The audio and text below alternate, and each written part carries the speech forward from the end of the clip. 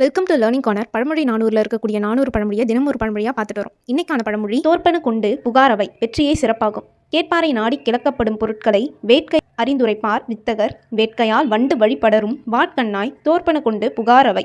இதுக்கான பொருளை பார்ப்போம்.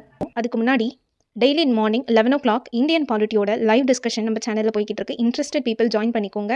பொருளை பார்ப்போம். அறிவுடைய அறிஞர்கள் ஒரு அவைக்கு சென்று ஒரு தலைப்பில் பேசுறதுக்கு முன்னாடி அந்த பேச்சு பேசினா அங்கே இருக்கிறவங்களால ஆதரிக்கப்பட்டு வெற்றி அடைவாங்கன்னு தெரிஞ்சால் மட்டும்தான் அதை பேசுவாங்க.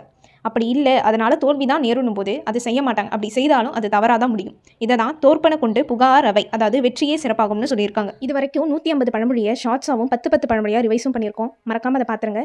இந்த 150 பழமொழி இல்லாமல் நேற்றைய பழமொழிகளை பார்ப்போம். நரகற்கு இல்லையோ நஞ்சு, பாவிகள் ஒழிக. நசை கொன்றான் செல்லுலகம் இல் பகுத்துண்டு வாழ்க.